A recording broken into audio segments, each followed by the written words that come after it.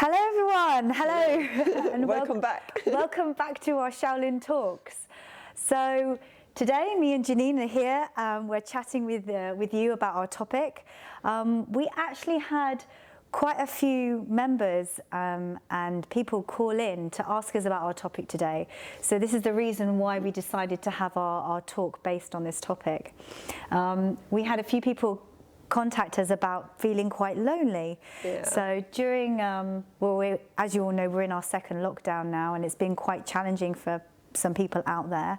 So they were writing into us and telling us how they've been feeling, and they were just wondering if it was possible that we could mention this and maybe explore this topic with you guys. Yeah. So we're going a bit of, we're going to do some questioning ourselves, yeah, and to explore the topic of loneliness, and because there are many ways of feeling lonely, isn't it? Yeah. So I mean, it's not just like one description fits all. Yeah. So and I think this topic has come up. It's quite a common topic here at the moment. You know, you hear about it on the radio, on the TV. You hear about it on social media.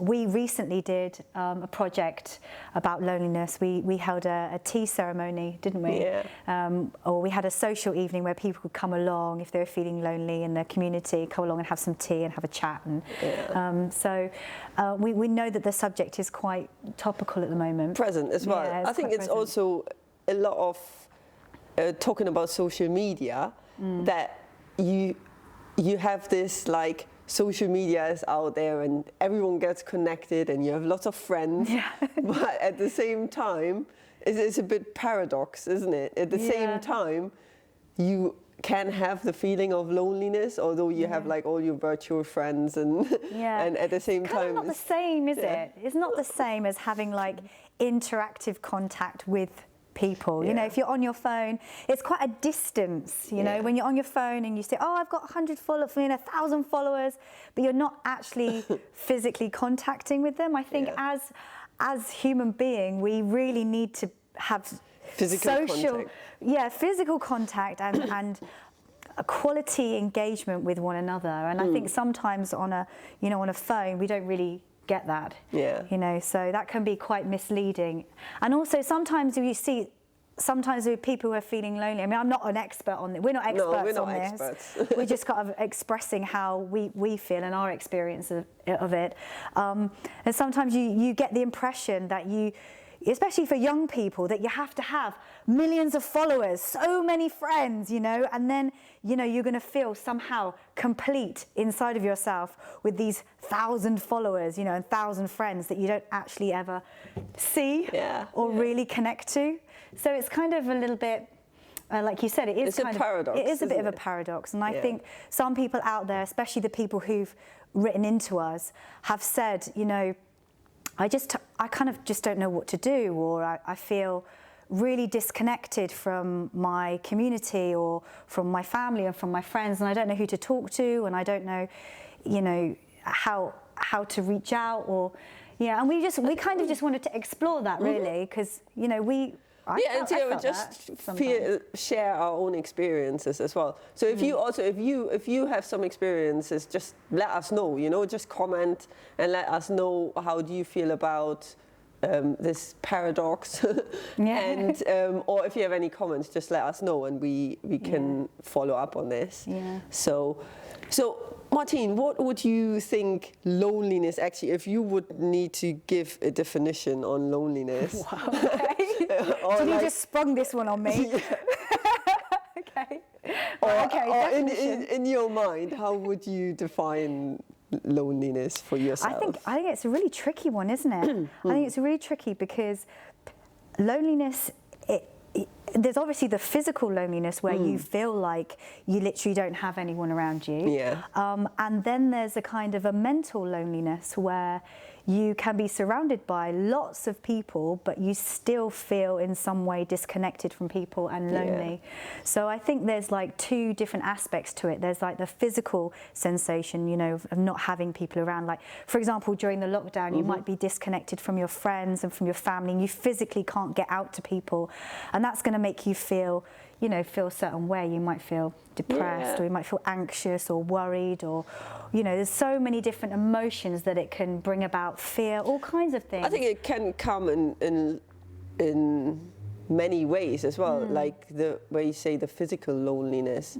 I think you can also experience this, like, for example, after a breakdown or after a breakup, maybe, you know, it's like you break up with someone and then all of a sudden, like, you kind of want to put yourself distance between you and the person you broke up with, and maybe also you all of a sudden feel lonely because, like, you had common friends, and the friends, you feel you can't connect with those friends anymore without upsetting anyone else, or that's kind of like a physical physical feeling. That can be like a physical loneliness, I think. And mentally, I think it's also when you feel you feel you're in a group of people, and maybe it's your friends as well, and then you feel that they don't understand yourself or your character or what you want to say,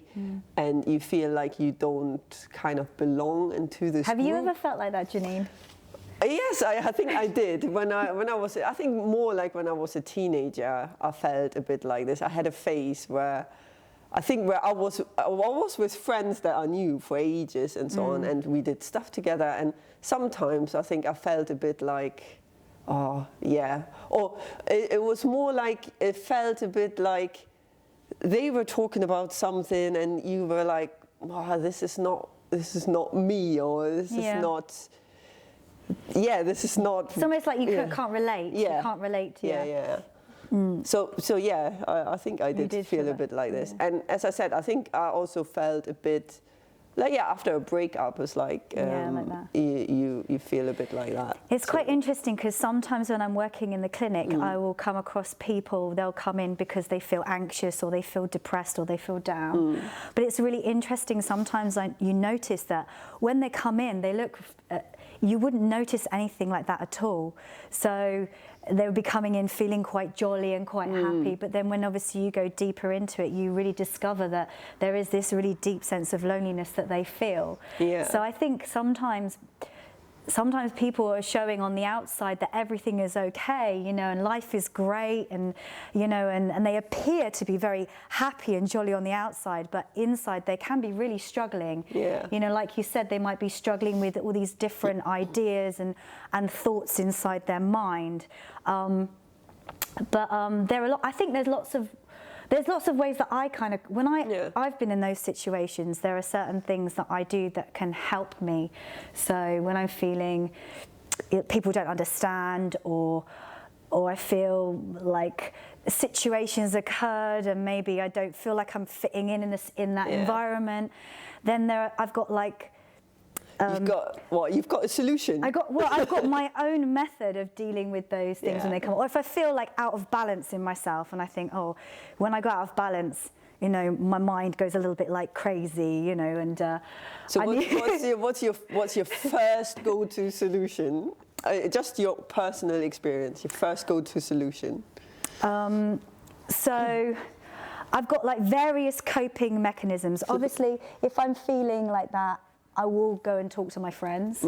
So I'll reach out and I'll try and communicate with somebody who I feel is like on the same wavelength as me. You know, sometimes that can be quite tricky, because maybe some of the things I think about are a little bit way out there.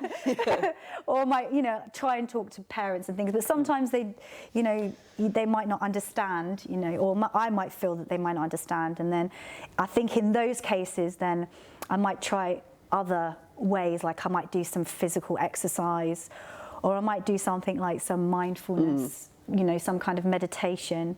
And then if that doesn't work, then I might like seek some help, you know, like maybe going to have some acupuncture, or maybe some talking therapies or something like that to help get through, or drawing therapies or something creative, just to help settle my mind a little bit.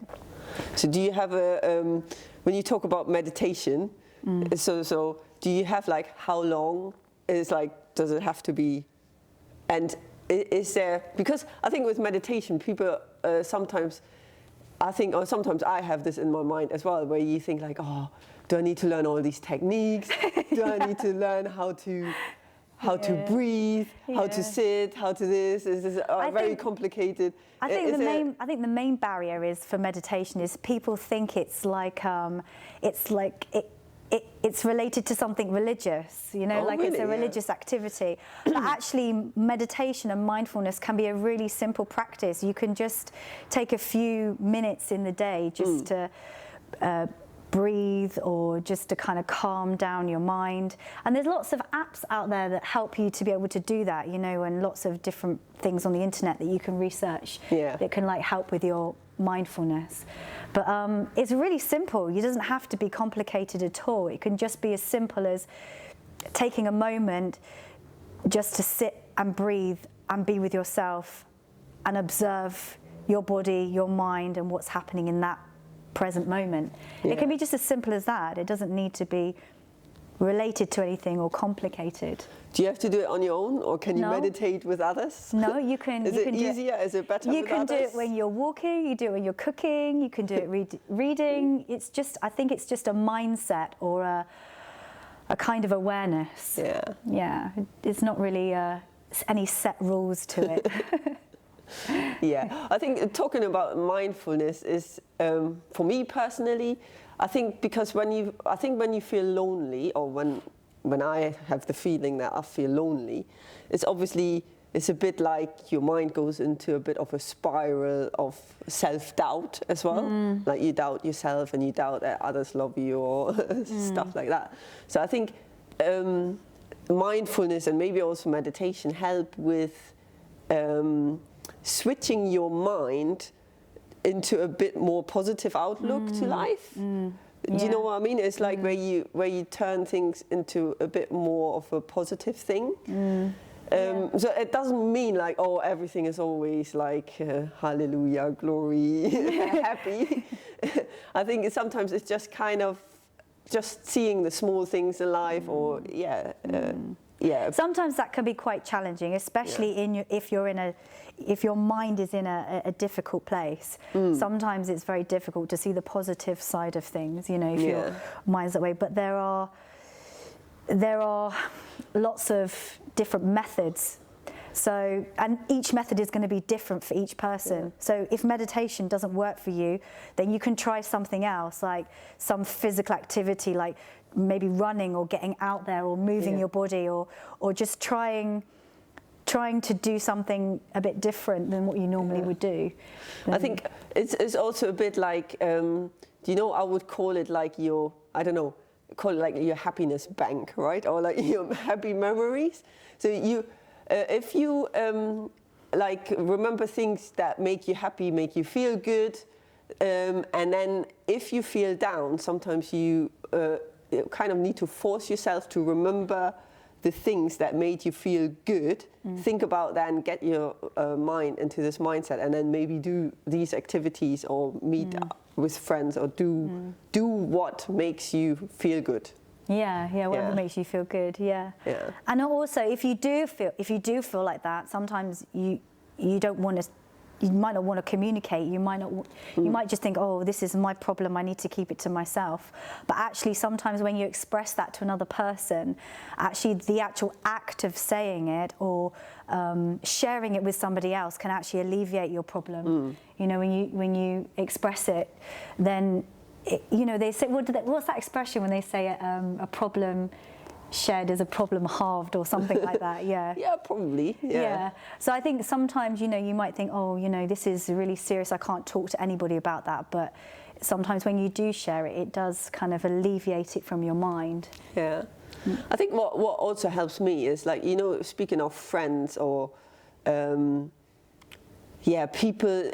If people ask you, I don't know, to come for a coffee or to meet up or just really short things, I think sometimes you do, even if you don't feel like this, and I sometimes have moments like this as well, where you feel like, oh, I don't really want to go out. I don't want to meet anyone. I just want to sit here in my little corner and do nothing. But then sometimes I do force myself and say, like, look, no, it's someone, because you need to work on your friendships, isn't it? You need to kind of maintain your friendships, and your friendships won't last if you don't meet up or you don't invest in your friendship. So usually I made it a rule for myself that when you make, or if people kind of ask you to meet or so, that usually I'll go like, yeah, okay, let's meet and commit to it. And usually afterwards you do feel better, or I always feel better after meeting with someone. And because you also get a different perspective, it pulls you out of your, I just want to be myself and just be lonely. feel isolated, you feel isolated. Because sometimes you pity yourself a bit as well, or you come into this state where then everything becomes bad, or like, Yeah, and sometimes it can just be a simple thing, like you can just pick up the phone and talk to somebody, or send somebody a message, or and also another method that I always try to get out of a negative mindset is just trying to keep yourself active, sort of active, maybe physically active, or sometimes mentally active. And you might see that as like a distraction, like a distraction technique, pulling yourself out of your negative thinking, but sometimes just that change, that direction, that simple change in direction can make a difference. No, that's good. Another thing is like what sometimes this is a bit crazy, you know. And I think I've never done this before, because I've partly done this because some advice people sometimes give you is to obviously reach out, meet people, blah blah blah, friends, and you go like, how do I do this? You know, it's like I'm not the person that just goes out randomly, meets people. And, you're shy. Or it's quite tricky sometimes, or for some people to just kind of make the first move as well. And it's scary. It can be quite scary for people to go out there, especially if you haven't, you don't. And it's a bit like, for example, like when I say finding the people that have common grounds, common activities. You know, I think when I think I've never shared this story with anyone, is how I came into martial arts, or how I found people in martial arts. I think I already knew this which club I wanted to go to, but I actually didn't really go. So I went there the first time, and I just went outside to look, where is it, right? I didn't go inside and meet anyone. I just went, where is it? Okay. Yeah, and then I was like, okay, no, I'm not going inside. I'm not. So it took me some while to kind of maybe get the courage, or something. Yeah, get the courage up to actually meet new people, or to just go in and do it. And then I think a few weeks later, I think I actually went, and then I was like, no, you have to go in, otherwise nothing will happen, isn't it?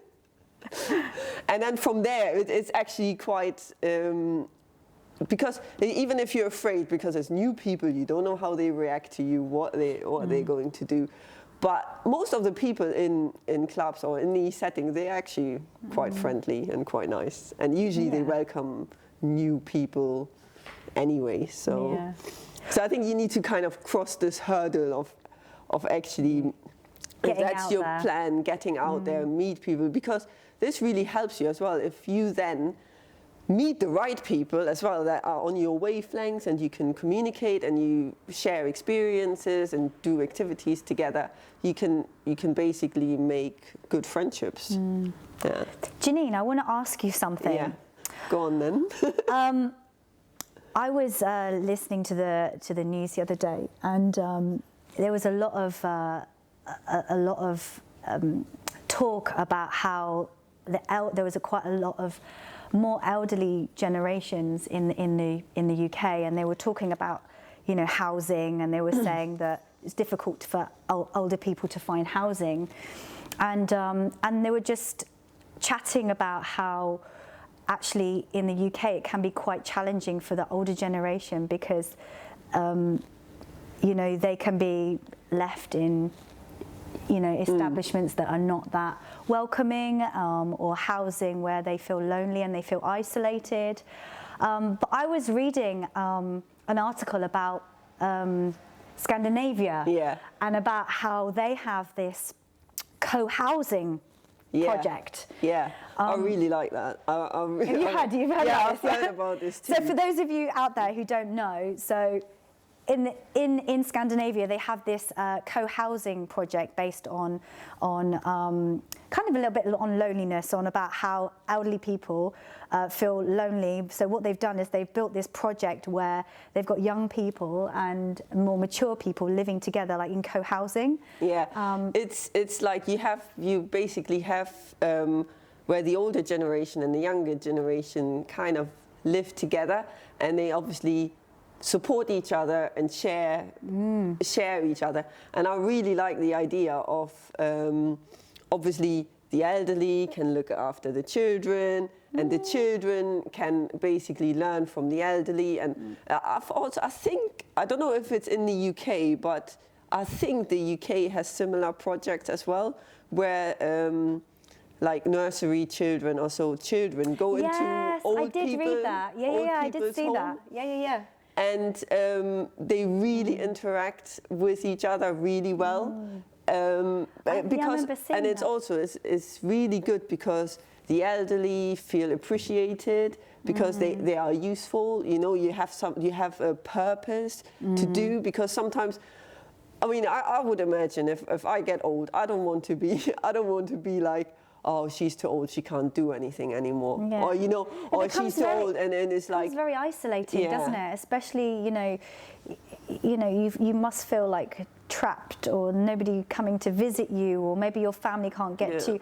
I mean, like, obviously now during these difficult times, there must be a lot of people out there who feel, you know, that they can't have their family come and visit them, or they do feel really isolated, they do feel really lonely. And I would be quite interested if, or who out there, who in our audience actually still shares like a house maybe with their grandparents, where all the generations live under one roof. I think it's quite rare nowadays. I think it's not common anymore. No. Probably 30 years ago it was more common than it is now. You would live with your parents, But I think in culture, in the Chinese culture, they do live. You know, in different cultures, Asian cultures, they do have the grandparents living with the family, and But maybe I don't hear about it too much in the UK. But that would be quite cool to hear if anybody out there is in that situation. I mean, I was like recently I've talked to my nan, and I mean she lives in a flat, but it's supported by carers. So if there's any problem there, they have help. Does she feel isolated, do you think? Yeah, I mean during lockdown, I think lockdown is quite hard for her, because they also had like a common room where they played cards and things like that. And obviously they had to stop this because they weren't allowed to meet anymore, which I found quite sad, because I really know that she loved playing cards. And it's like even my other nan as well. It's like you go there and they just play cards, and it's kind of, that's how they interact. We're very social. I think human beings are very social creatures. We need to have interaction with each other. We need to have that. That's one of our survival things, is that we need to be engaging with each other, you know, physically, and we need that interaction. And I think it's quite an interesting question that we can ask maybe some of you guys out there, and maybe we can put this question out here. Maybe it's our final question, Janine, do you think? Yeah. So maybe we can put the question out to you, whether you think the lockdown has had a significant impact on people's mental health and well-being. And we can put that message out to you. You can let us know what you feel about that and how you feel it's impacted. And let us know your thoughts. Others. Let us know what you think. Maybe you'd like to share some of your experiences. And maybe you guys out there have some really great ideas on how you feel people can combat loneliness. And we know there are a lot of organisations out there that are specifically targeted at this. So I know that on the NHS has got a help, a professional website that's dedicated to this, that you can go along if you're having difficulties. You can go along and get some, you know, some professional advice on how to deal with this if you're really, really struggling mentally. Yeah, and there's something that we can, you know, we can put in the comments below of some advice of where you can go to get some help. But we'd like to put the question out to you guys and let us know what you think, whether you think this lockdown has affected people's mental health. Yeah. So this is a big question, right? It is. I think it's probably some of you might be able to answer this straight away, and some might need some time. So as I said, if you've got any thoughts or any ideas on the topic that we've chatted about today, if you'd like to give us your advice, then please just send us a message and enlighten us on your thoughts and ideas of this topic. And so anyone, this is just my last advice. Oh, right, okay. I think we should have some advice anyway to sum it all up. So pretty much from our side we know there's many types of loneliness. There's many different feelings of loneliness, and you can act on these feelings in many different ways. So my advice would be kind of keep active, keep your mind busy, meet with people, interact, and reach out. Yeah, that's very true. Yeah, so if I think it's the same as Janine. If you feel like, you know, you're in this situation where you feel lonely and you feel like you can't talk to anybody, then there are people out there that can help you. You've got professional people who are experts in this area that can give you some great advice. And try to stay as positive as you can. And also, I think what's important is to know is that you're not on your own. That a lot of people out there do feel similar to how you may be feeling, and that just communicating that to somebody, or maybe like engaging in some activities, maybe finding yourself a local community group, or being social, picking up the phone and talking to somebody, let them know how you feel, or your family know how you feel. It's important. Yeah. And one last one, watch out for your friends and neighbors. Yeah, that's a good thing. Yeah, watch out for your friends and neighbors. And I think that's really, really important time. Yeah, more important thing to do. Yeah, because sometimes you might not know that somebody's really struggling, and so just being aware of the people around you. Yeah. Okay. Well, thank you so much for watching us today. We hope you enjoyed our talk, and we hope you feel inspired and that you want to come in and chat to us. Remember, some of these topics come about because people are writing into us and telling us they're having certain experiences, and they really want us to share with the viewers out there of what's happening in their life. So if you've got any topics that you would like us to explore, then please write into us and let us know, and we'll do our best to try and explore those topics with you. Yeah. Okay, until then, thank you so much for watching, and we'll see you next time. See you next time.